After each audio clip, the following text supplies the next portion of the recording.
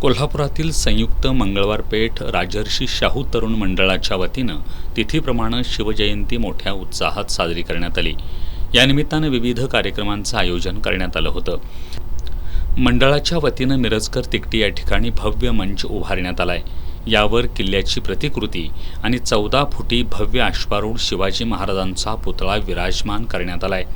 सकाळी मिरजकर तिकटी हुतात्मा स्मारकावर भगव्या ध्वजाचं पूजन वस्ताद बाबासाहेब लवेकर आणि अच्युत साळुंखे यांच्या हस्ते करण्यात आलं, तर शिवप्रतिमा पूजन आणि जन्मकाळ सोहळा मधुरिमा राजे छत्रपती आणि माजी महापौर हसीना फरास यांच्या हस्ते करण्यात आलं। त्यानंतर उपस्थित महिलांच्या वतीनं पाळणा म्हणण्यात आला। यावेळी दीपाली धनवडे, गीतांजली पोवार, शीतल चव्हाण, अमृता पोवार, तेजश्री पार्टे, विजय देवणे, अशोक पोवार, उत्सव समिती अध्यक्ष आशिष पोवार, संदीप चौगुले, अनिकेत घोटणे, रमेश मोरे, श्रीधर पाटील, जयकुमार शिंदे आदी प्रमुख कार्यकर्ते उपस्थित होते।